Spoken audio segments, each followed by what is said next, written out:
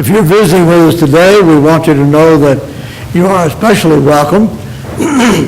For some reason or another, I just started losing my voice, so I may get halfway through and lose it altogether. Who knows? I don't know why, but that's the way it goes sometimes. I want to begin by telling you a sad but at the same time a very wonderful story. Today's sermon is about blind Bartimaeus. 3 out of my 4 children were in school at San Fernando Valley Christian School, and there was a young man there, a young boy, a teenager, who had been born blind. His name was Doug Davidson. Of course, Doug has grown up now, and he's making his own way. Doug Davidson was an unusual young man. Of all things, he was totally blind. He played on the football team. You may wonder, how in the world did he do that? Well, he did it in this way. Doug couldn't see anything at all. He couldn't tell whether it was light or dark. He put on the uniform of a football player. He was let out on the field, and every time the team kicked off, they would line him up right behind the ball, show him where the ball was, or put his hand down on it. He would back up a step, and then he would walk forward and kick the ball. And then he knew to turn and walk off the field. And he would turn and trot off the field. And then someone would meet him and show him over to the bench where he sat for the rest of the game. If the team made a touchdown and they kicked off again, Doug went out and kicked the ball.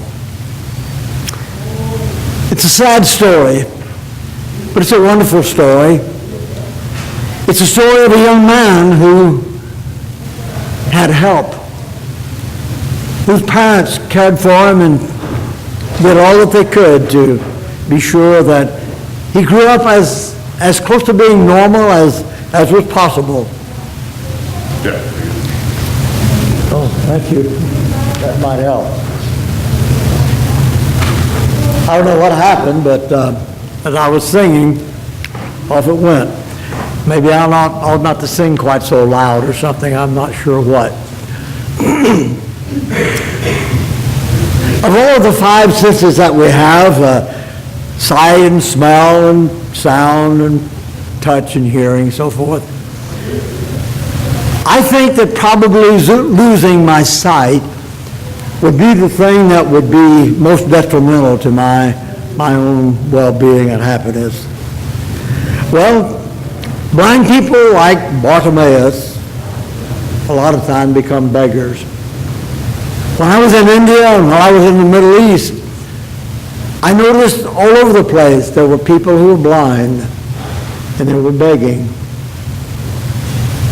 A blind man in that day didn't have much of a future. Let's take a look at the background of this great miracle. The Passover was at hand. This would be the last Passover that Jesus attended. It's a Passover at which he instituted the Lord's Supper. He was on his way to that Passover, and he passed through the city of Jericho. Jericho is one of the most beautiful cities in Palestine, one of the most beautiful cities in the world at that time. Herod the Great had built an enormous palace there in Jericho. The climate in Jericho was ideal. It was a resort city. A lot of wealthy people came there for vacations and to live and so forth. It was only about 15 miles from the city of Jerusalem, and it was right on the main route. And people who were coming from the north to the Passover, they would pass right through Jericho. And there was a great time because it was almost like a parade of important people sometime. Important rabbis would come by. People would line the streets, Josephus tells us, to see the people who were passing by to go over to the Passover there being celebrated in Jerusalem. Well, about 2 million people would come to Jerusalem at that time. It's kind of a funny thing, the way they estimated the population or the number of people who were there. Josephus, the Jewish historian, tells us that they would take inventory of the number of lambs that was sold for Passover. And they knew that the average family would eat one of the lambs for Passover, and they would multiply that out, and they found out that about 2 million people would be in Jerusalem at any particular time for the Passover. Well, these people were gay, and they were enjoying this, and it was a lot of hoopla and all this sort of thing, and here comes Jesus. Oh, some people knew that he was coming by, apparently. The Messiah. Don't you know there was a lot of excitement there when the Messiah comes by? The future king of Israel who would relieve all of the troubles and the problems of Roman domination. Well, Jericho, the city of palm trees. Herod's great palace, the beautiful city. Famous rabbis, famous teachers. People got to see all of these. And by the way, you remember the story of Zacchaeus, the wee little man? That took place just about the same time. Jesus was on his way. Luke tells us about that. Jesus was on his way to Jerusalem, his final trip to the Passover. And that's when he saw Zacchaeus. So the story of Zacchaeus takes place just a little bit after the story that we're talking about, blind Bartimaeus. That's the crowd. Oh, the crowd really enjoying this parade. What about Jesus? You know, it's interesting that Jesus was the only one there who knew what was in store for him. Here comes Jesus. I'm going to my death. I'm going to be crucified. All of the excitement about the Messiah coming this way, but Jesus saw that he was coming to die. Well, all of the hoopla and all of the excitement was in great contrast to what really was taking place in the mind of Christ. I don't know what he was thinking about, but let's use our imaginations for just a moment. All of the applause. And some people recognize that this is Jesus, the son of David. They even said that to this blind Bartimaeus, you know. This is Jesus. Don't you know they were clapping? Don't you know they were shouting? Maybe Jesus remembered, I didn't come for applause. I came to serve. The applause of heaven is so much different than the applause of earth. Well, he could have had the applause of the various religious leaders of his day if he'd kind of gone along with what they wanted, with what they expected. By the way, isn't the world pretty much that way? If I go along with what the world wants, yeah, they may say, well, he's a Christian, but at least he kind of fits in, you know. Very important to fit in, isn't it? No, Jesus didn't fit in. The religious leaders of his day were really the people who were responsible for his crucifixion. When I watch television or listen to the radio and I hear commercials, I hear slogans. I just thought of a couple of these slogans and wrote them down. We're on the driver's side. You've heard that one, haven't you, from the Dodger games? There's one out in Camarillo, you have a friend in the diamond business. That's a good slogan. And then I remember this one that probably you've heard too. The right gold at the right price, right away. Good slogans, PR slogans, catch your mind, catch your imagination. What was Jesus' slogan? Well, far as I know, he didn't have one. I've imagined that Jesus' slogan would have been something like this, though. I came not to be served, but to serve. He may have had a slogan, I came to give my life as a ransom for many. Oh boy, I like the compliments. I like the applause. I like for people to like me. Jesus didn't care. They may like me, they may not like me. That isn't what's important.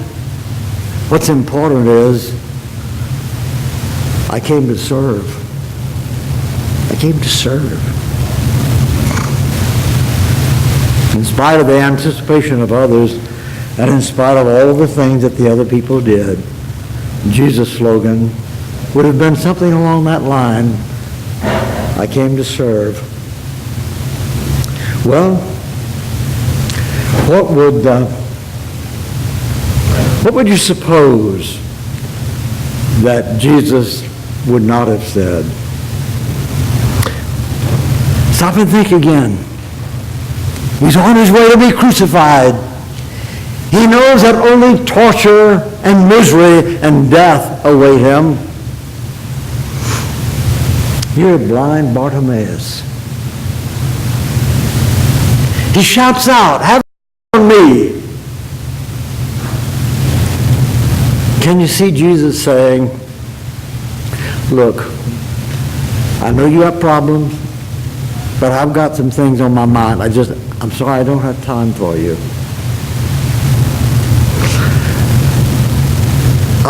You don't know what's going on in my life. And you think you've got problems. My problems are bigger than yours. Well, Bartimaeus didn't have anything much to offer. He was a blind beggar. I expect he was pretty shabbily clothed. Wouldn't you think so, probably? I don't see very many beggars, genuine beggars, who are very well dressed. Totally blind. Totally dependent on someone else. He had to be led about. He knew in some ways, if his friends forsook him, he would die. Now he hears that Jesus of Nazareth is coming by. What should I do? Jesus of Nazareth is coming by. He has healed many people. Would it be possible that he could heal me? Is this the only chance that I have? I can't afford to miss that chance. Yes, I'm a blind beggar. Yes, he's the Messiah. Yes, he is to be the King of Israel. He'll never pay any attention to me.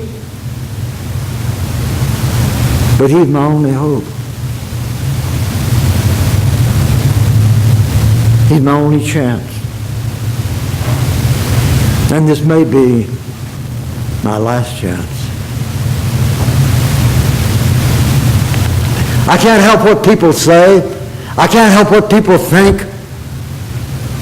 This is my last chance. He could heal me. Jesus, Son of David, have mercy on me. Shut up.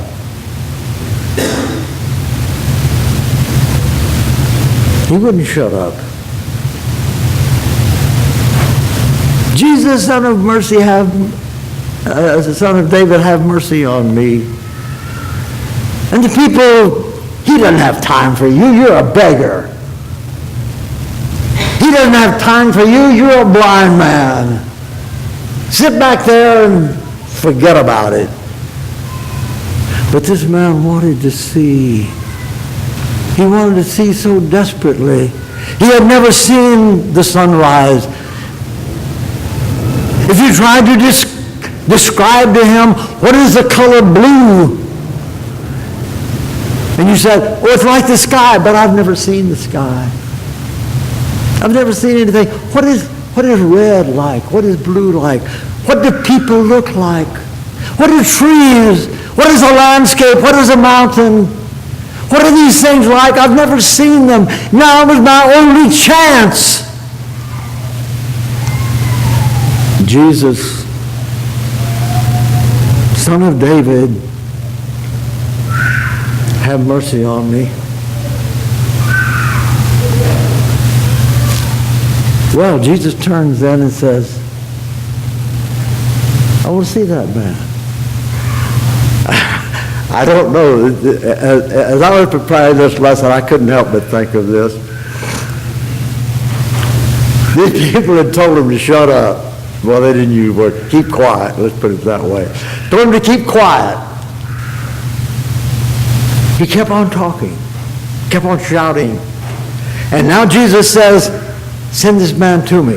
Oh, he wants you to come. Let me help you.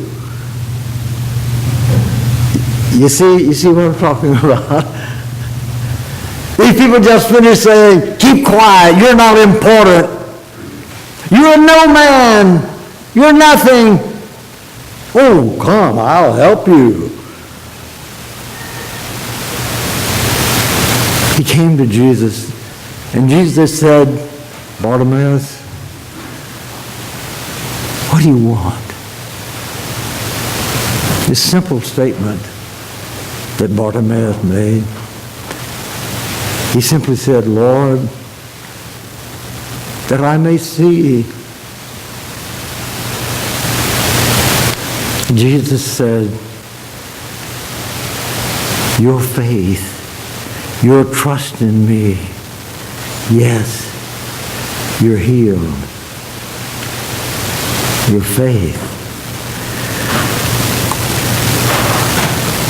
I've wondered, because when I was just a very, very young man, boy, that was a long time ago, I heard a preacher preach a sermon about Bartimaeus,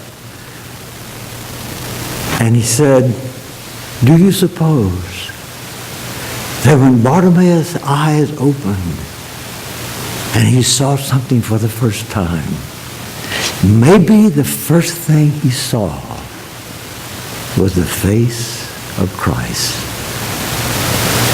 I don't know that that's true, but it could be. You know, we have such a crazy idea about what Jesus looked like. We think Jesus was a good-looking man. No, he was not. He was not. The Bible tells us something about what he looked like. A white robe that absolutely never got dirty. Smooth hair, long and flowing. A compassionate-looking face. You know exactly what I'm talking about. Listen to what Isaiah says. In this 53rd chapter of Isaiah, it's a chapter where he says, he was led as a sheep to the slaughter, and as a lamb before his shearer is dumb, so he opened not his mouth. Let me read you something that Isaiah said about him. Who has believed our report? He grew up like a tender shoot out of dry ground. Now listen to it. He had no beauty or majesty to attract us to him.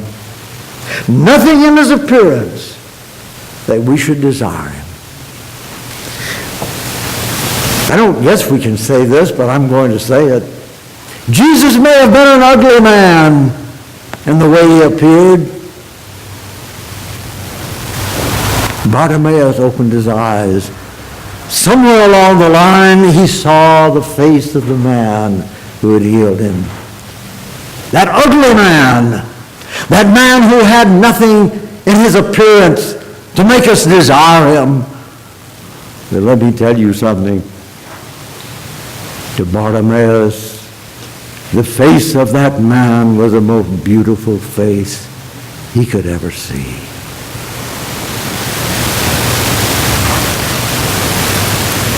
Well, what does all this have to do with us? Well, I think just this. In a spiritual sense, Bartimaeus bespeaks so much of our needs. If I were blind, I would understand I can't see. I would know that, and everybody else would know it.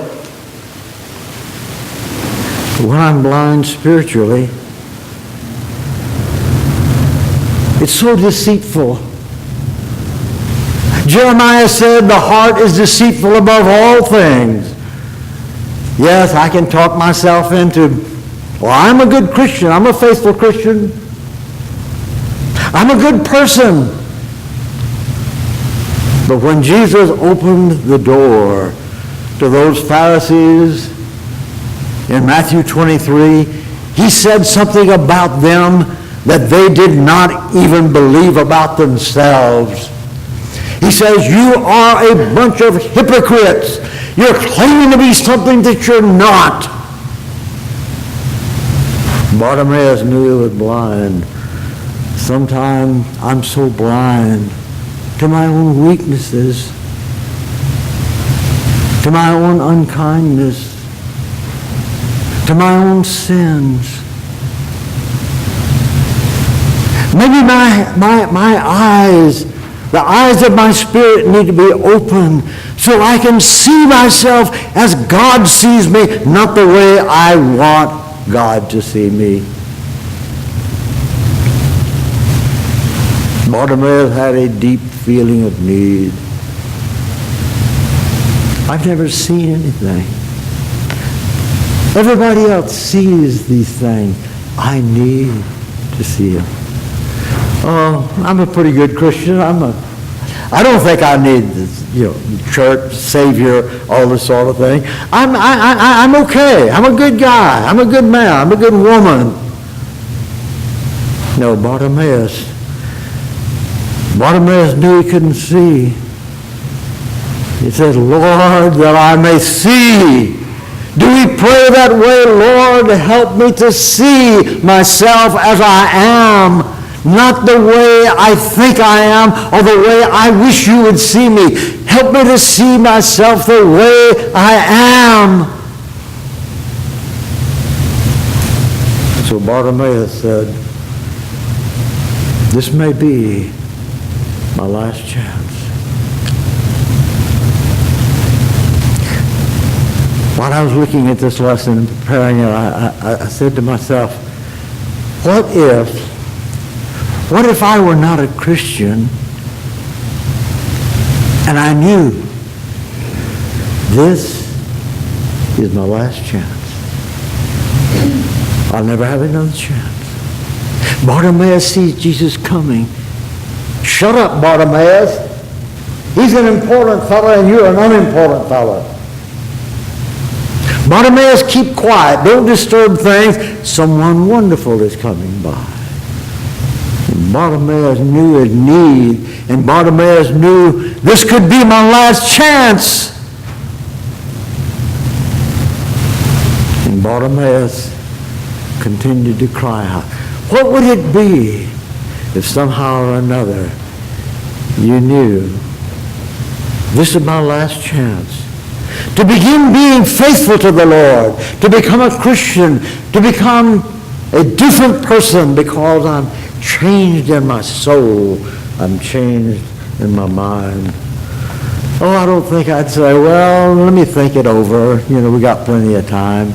I don't think I would say to myself, well, I'm okay. I pay my taxes, and I'm good to my wife, and I'm good to my children, and I don't think I need that kind of stuff. No, because we don't see ourselves as blind the way Bartimaeus saw himself. And so I ask you today, friends, are you willing to take a look at yourself? Are you willing to allow Christ to open your heart and tell you what you're really like? Am I willing to do that? I'm not talking about Christian or non-Christian. I'm just talking about everyday life. Am I willing to let Christ open my heart and say, Jack, here is the rotten kind of guy you are. You're hypocritical. You're not what you claim to be, Jack. Am I willing to allow him to do that? Well, if I said to myself, this is the last chance that I'll have, hopefully I'd turn and allow him to have his way with me. If you're not a Christian today, I'm not trying to tell you you'll never have another chance. I am trying to tell you you may not have another chance. I am trying to say, but even if you have 1,000 more chances, why not come to him now and live your life for him?